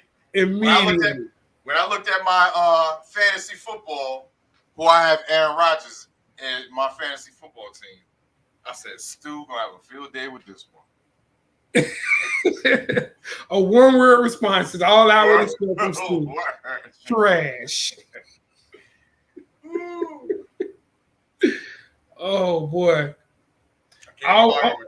Only thing to make it better is somebody brought up the Black Album. That's about the only thing that would be better than that. Word. Shout out, man. I love the tribe, man. It's so dope to know people, man, and know exactly what they thinking. At the moment something happens. I think Aaron Rodgers listened to the Black Album before that game. That's probably he listened to the Black Album in his headphones. That's right. That's why, right, Stu? Oh, man. Oh, but on the real, man, wifey, man, I'm giving wifey her space right now. Bro, I knew she was fuming. She was hot. Yo, I knew you was watching that game. I knew she was watching. Yeah, she's watching. And she was hot because Jordan Love came in and got the first down of the game. She just looked at me. That look she gave me, I was like, Give her space. Definitely give her space. But Monday night though, she's gonna be hyped. She said they're gonna get back on track Monday night. Yeah, they better. Yeah. So that brings us to HBCU football. Yeah, so I got a couple of games. Obviously, the Tennessee State, Jackson State game that was in Memphis was Coach Prime hands Eddie George a 38-16 loss in his coaching debut. It was so cool. Tiger, the pregame, they interviewed Coach Prime. He's talking about how he'd been working with Eddie George and like showing him the ropes and stuff that he had to learn, and about HBCU football. And he said, "Yeah, I hope he wins a lot of games." He said, "Just not tonight." Hey, Coach Prime, something, man. Just not tonight. He was serious. He was serious about that, man. He mean business, man. If you just see how he worked that sideline, man, I just enjoy watching that in Miami, man. I mean, when Shador was struggling, because the fans, they real impatient with his son at quarterback, man. If he don't play well, they gonna let him know about it. Yeah. But like some of the conversations, because I told you in B-Dub, I got caught up in watching the conversation they had and didn't record it. I was like, dang, I should have recorded it. He just put both his hands on his shoulder pad. He was like, calm down. We got this. He's like, you've been here before. We got you. It was just real simple. And went on to the next man. He started playing better. But even going into halftime, going into the locker room, he was walking by, and there was a water bottle on the ground. I sent this to y'all. And he went back and picked it up. Like, we don't leave trash on the ground on our sideline. Like, that's how meticulous he is about everything, man. Yeah. Like, they're gonna be successful. How far they go, I don't know, man. But it's something special. It's hard to put your finger on it when you see it. You know what? I'm really getting that about him. How he is by watching that season finale, the show he got on YouTube. Mm-hmm. You know what I'm saying? Like, I didn't know that he was going to commit suicide. You know what I mean? Like, all that stuff that happened with him, like in his life, like, you know what I mean? Like that's the one thing about these people when they podcast and shows, because you really get to see how these people, how they are. Like, not just as a player, just as a human being, bro. Facts. So like knowing that, and then just seeing like what you just said, like he picking up trash. Like, no, we don't do that around here. Like, He literally stopped and went back and got the water bottle and carried it into the locker room. It's like, it goes to his integrity and his, you know what I mean? Like, yeah. I mean, the hotel, like they were staying at a hotel, man. It's $400 a night. Like, dude, they had the executive suite, his coaches. We went in there to warm up some food. They in there, man, posted up, looking at film. It's professional, man. The whole football operations in the 18-wheeler, the Sprinter vans for the haircuts, like, dude, he ain't playing, man. He ain't playing. Yeah, Dub, I mean, FSU didn't pull the trigger. That's just like Miami, man. We got Ed Reed being like a consultant. He's not an official coach. I was shocked he didn't take off and go somewhere else. But I think it's a loss. It's their loss. It's going to be an HBCU gain. I think this is the beginning. He's going to be known as being a pioneer of the change that's about to come. Right. He really is, man. And then Shador played really well. He was 30 for 40, 362 yards, 3 touchdowns. And their defense held Tennessee State to 70 yards rushing. When I tell you they got some studs, dude, they got some linemen, man, that look as big as Miami's linemen. Alabama, that team, they got some studs on that team, man. Yeah. Facts. I see you, Hardy Boy. Coach Prime, he's been asking them to put them on ESPN2 more. It's ironic. The games that they'll put on will be Alabama A&M getting smashed by Auburn. It's going to have to start with top HBCU matchups against each other. Like that Alabama A&M Jackson State game, that's got to be prime time, regular ESPN. So they can showcase. Yeah.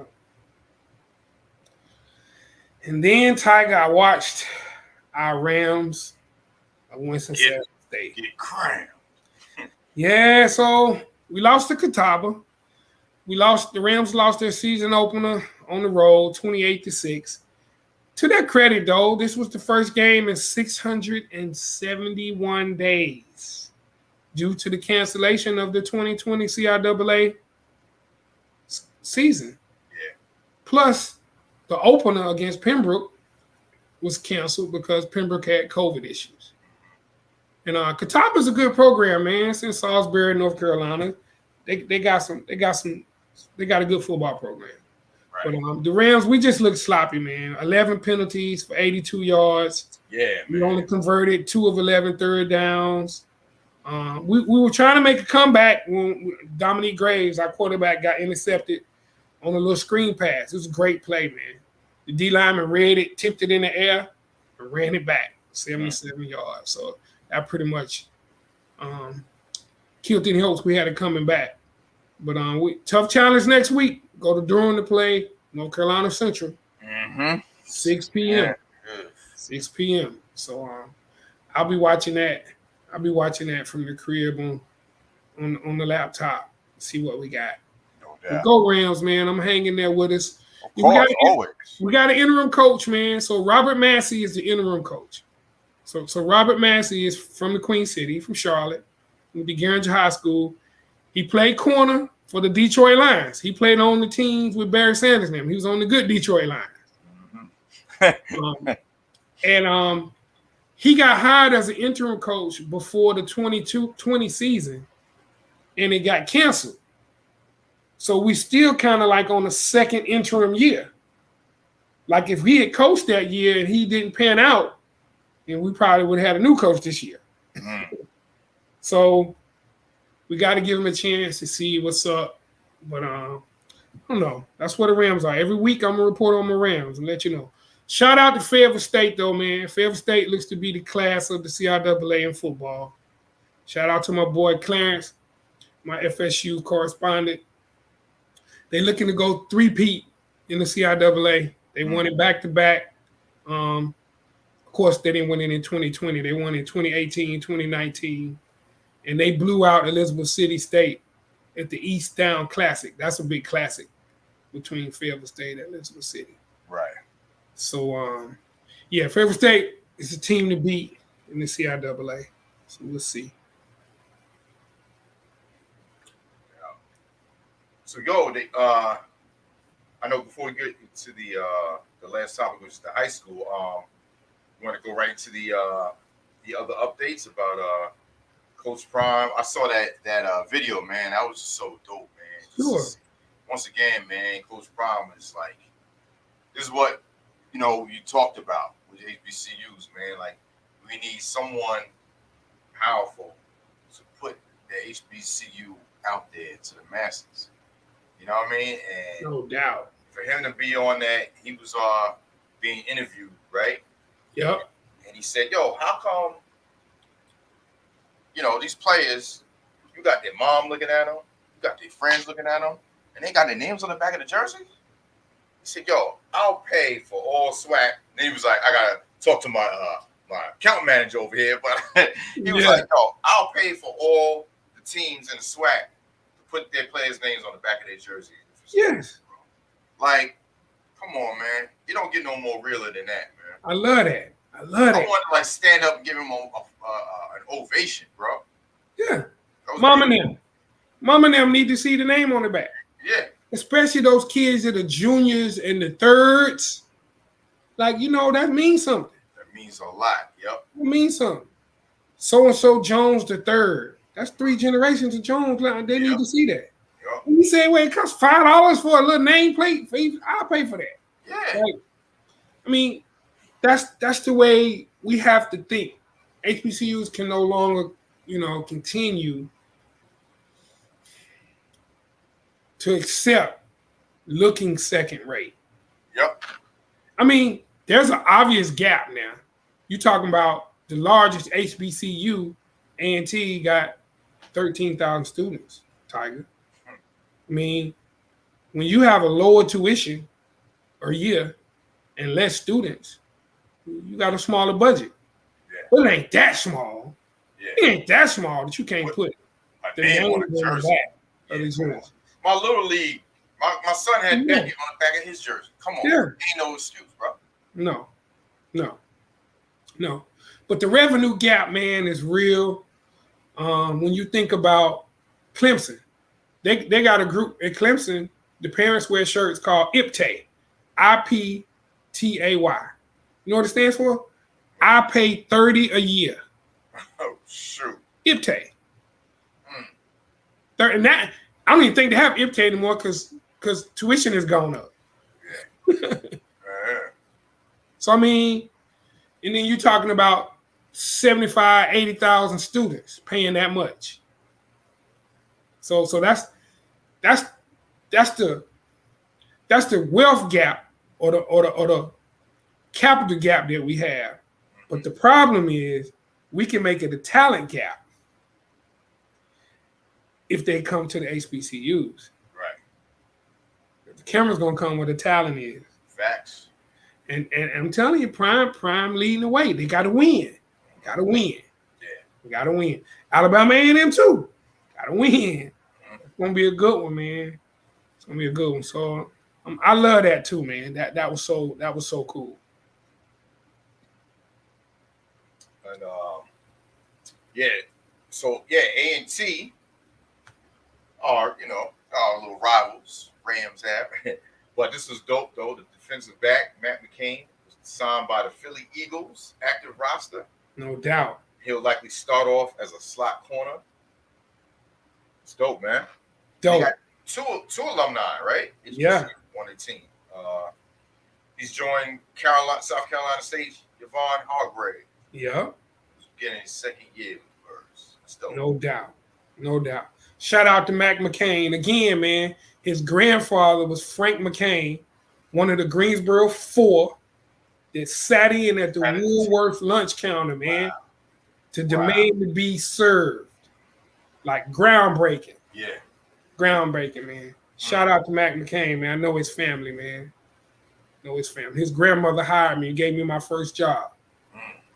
It's real. That's real. So I'm pulling for Mac McCain, no doubt. Yo, when you said that, it reminded me of we had our virtual reunion that we've been starting doing like every year till we have our regular face-to-face reunion, which we have next year.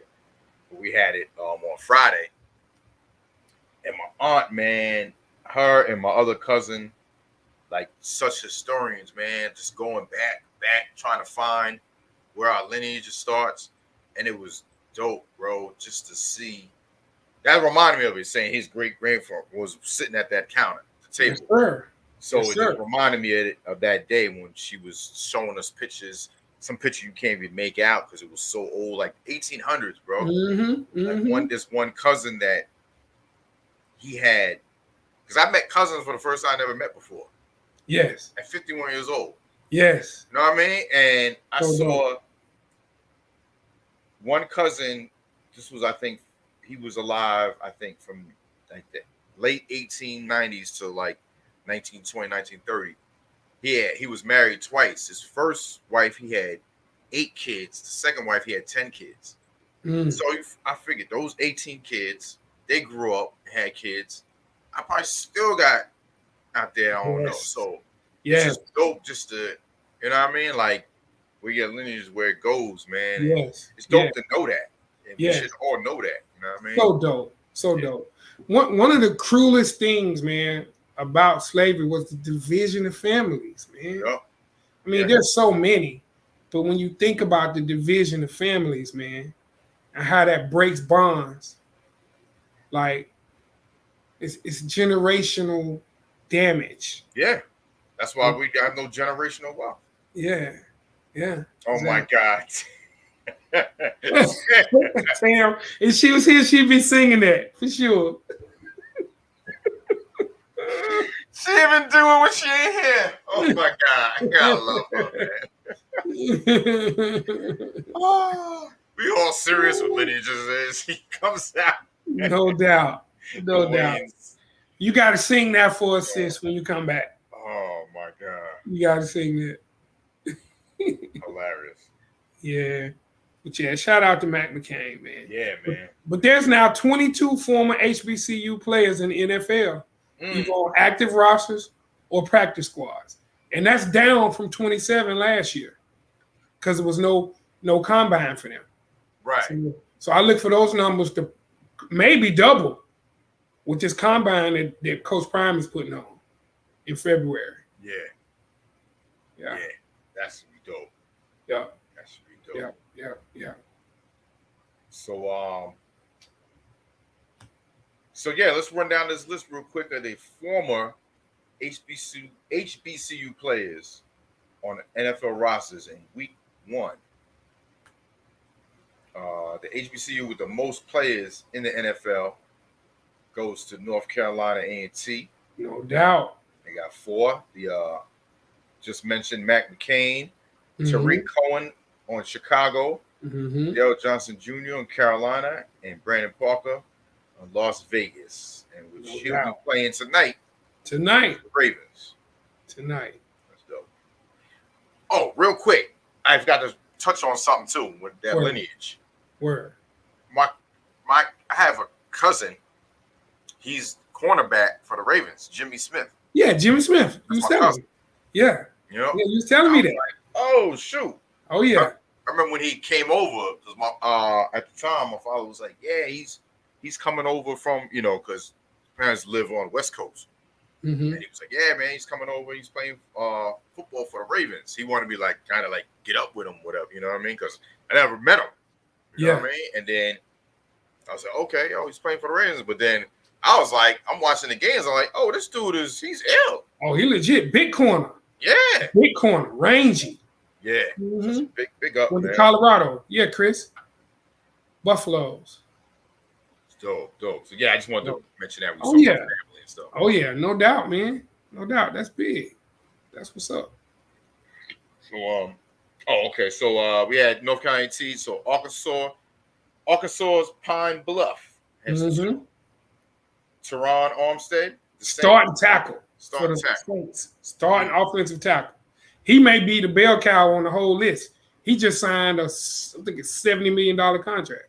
Ooh, nice. Him and Darius Leonard, probably the most well known on the list. Right.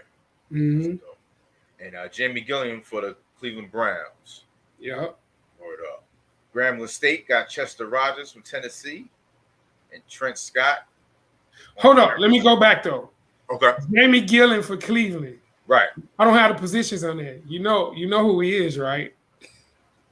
He was the punter. He was the punter that dropped the ball, Tiger.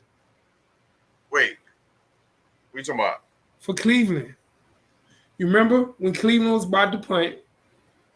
He's not African American. He went to Arkansas Pine Bluff, but he's not African American. He's a punter. Oh, he's the one that dropped the ball, and instead of doing a quick one, he tried to fake out. That's him. That's it. Hey, HBCUs though, baby. Yeah. A lot of times we have players that are not African American that play punter or kicker. Sometimes quarterback. Yeah. But I just had to throw that in there. That's who that is right there. Yeah. Get your ass. Repping Arkansas Pine Bluff out there. You could at least he could have even threw it like best bet was a rugby kick after he took 2 steps going towards the sideline. Yeah. Just kick it. Yeah. Just kick it. He's trying to make some magic happen. If they hit his leg, he could still get a roughing. Because rugby punters are still protected. That's right. Just kick it. Fire drill. I've coached that too in Little League. We didn't even punt often. Yeah. If you break down and you pick it up, try to kick it. You can't kick it on the ground. You got to pick it up and kick it. Word up. Fire drill. Just kick it. And this says like, I'm trying to be Tom Brady. Yeah. Get your ass. That was the HBCU in him. I'm going to make a move. Yeah. like, this ain't the game. Oh man. My bad. I didn't mean to stop you, but I that hit me all at once. I'm like, oh, that's old boy. Yeah. Nah, it's all good. And so we had so North Carolina Central got 2, Brian Mills with the Saints, and Nick Leverett with the Tampa Bay Bucks. Prairie View A&M got 2, Quentin Bell on the Falcons, and Kadarrell Hodge on Detroit Lions, which he's probably answered for a transfer. South Carolina State has 2, Javon Hargrave, Philadelphia, Darius Leonard, highest paid linebacker in the league. Doing the damn thing. Tennessee State, Anthony Levine Sr. with the Ravens, playing tonight, and Lachavius Simmons with the Bears. Alabama State has 1, Titus Howard with Houston. I was about to say the Oilers, the Texans. Alcorn State has 1, Chris Blair, the Packers. Albany State, Grover Stewart, the Colts. Morgan State, Joshua Miles with Arizona. Norfolk State, Bobby Price with the Lions. And Southern, Danny Johnson with Washington. Be playing the Giants this Thursday. Prime time. No doubt. And then Grambling has 2. Chester Rodgers for Tennessee, who caught a pass yesterday. And Trent Scott for the Panthers. Right. Oh, yeah. I skipped that because we went back to those 2. Yep. That's what's up. Yeah, man. Shout out, man. Dope, man, to have those names and know, you know. No doubt. So you can look for them on game day. Word up. So you want to go ahead and do the high school? My mouse is bugging out again. I gotta open the window up for the comic show because I gotta join as soon as we're done. I got you. Okay. I got you. But there's one graphic I want you to put on the screen, that last high school score.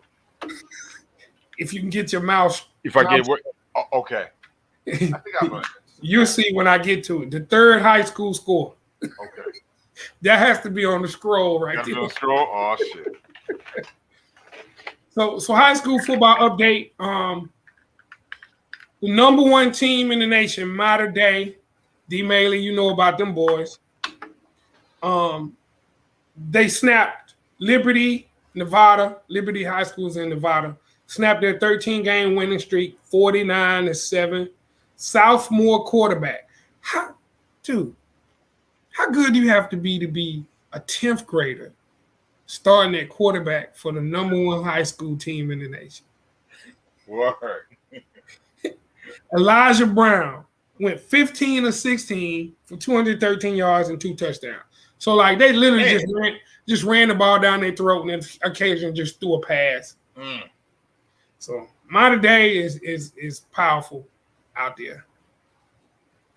And the last game you got. Yeah. So, first, before that one, though, Miami Northwestern and IMG. Remember, IMG is the other powerhouse. Oh, yeah. They smacked Miami Northwestern around. Miami Northwestern is a powerhouse, too, 52-21. Jumped out 45-14 at halftime, never looked back. Their top recruit, offensive tackle Tyler Booker, who's the next probably Alabama or Georgia offensive line, one of them 6'7", 300-pound with 2% body fat. 0 sacks allowed, 5 pancake blocks. Damn. Get your manhandling people. And then that leads to the last high school game of the weekend. Put it on the screen. Put it on the screen. Put it on the screen. Bishop Sycamore was at Fullblas Fellowship Academy. FFA won 56-0. D. Cole, 4 touchdowns and ran for 4 touchdowns. Stub Rock had 7 tackles. No, 7 sacks. And they're off to a 1-0 start. So the FFA, the Fullblas Fellowship Academy, we'll be giving updates every week. Every week. We're going to play Bishop Sycamore every week like the Globetrotters do, play the Generals. So I need to know who else wants to be on the roster. So B-Dub is the coach. So, B-Dub got the win. He went to 1-0. I'm the halftime DJ. Okay, and Tiger spins the halftime. So I need to know who else wants to be on the squad, so I can add you to the update every week. But shout out to the FFA, man, getting it done. Yeah, that was dope. Oh, shoot. Oh, man. Coach Dub, okay. Coach Dub. Coach Dub gonna put us in that prevent. He ain't gonna let Bishop Sycamore get behind us like that. Word. Oh, man. Bro, that was a dope show, man. Always, man. I love doing this show, Sports Fanatics, man. Fullblas No Fanatics, doubt. how we do it. Don't forget, Sunday, 7 o'clock after the afternoon games are pretty much wrapped up. We're going to do highlights and updates of the scores leading into the last game of the evening. It should be pretty dope because you're fresh off of watching football. Fact. And we get to kind of chop it up. You know what I'm saying? And if anyone else wants to join us on here, man, y'all, I'll give you the link. You come through. We can talk about the games. The more the merrier, No doubt. No Word doubt. up. No doubt. So Hardy Boy want to be on the squad. I got you, Hardy Boy. What position you gonna play, Hardy Boy? I need to know. So when I'm filming, I can get you in. Doolin of Gondolin. Shout out. Nice jazz duo. Great saxophone. Okay. Shane, thank you, man. Thank you. Appreciate you. Appreciate you. Word. Appreciate you joining, man. Tell a friend and tell a friend. Tell a friend and tell a friend. Fullblas. Fanatics. And I'm actually heading over to the Comics and Hip Hop channel, which is going on right now. Start at 6:30. Don't forget, next Monday, he has the legend Pharaoh Monch on the show at 6:30 on the Comics and Hip Hop channel on YouTube. Definitely got to check that out, everybody. We make sure we finishing up early so everybody can roll over there. Word. Monday. Word. I wish we had a raid train on. Yeah, that would be dope. Raid the channel. That would be dope. Okay, Hardy Boy, I got you, kicker. I got you, homie. Okay. Just if the play breaks down, bro, just rugby kick it. Try to be Brady. Just rugby kick it. Word. Hardy Boy, I'm gonna get on later tonight after Monday Night Football. I'm gonna look for you. You say we're playing in the Queen City, right? We're gonna get that game 4 cracking. That's what's up. All right, y'all. Queen City, my G. Always No doubt. love. You already know, bro. Salute, We'll get up Tiger. during the week and like I said, y'all, make sure y'all tune in next week. Fullblas Fanatics. We do this every week. And, No doubt. See y'all on the next show on Saturday. Sunday. I keep saying Saturday. I know. I'm thinking of college football. That's why, because he got all this college football again. See, that's why we're going to do the recap too, because Monday it give us more time to add a lot of stuff in. We're going to be adding some more hip hop stuff in as well. No doubt. No doubt. Looking forward to that. Word up. Looking forward to that. Chris, I got you, man. I'm gonna put you on the D line, dog. 6'4", 255. I'm put you on the D line. Yeah. Get them All right. All right, y'all. Peace out, That'll y'all. be easy. Peace. One.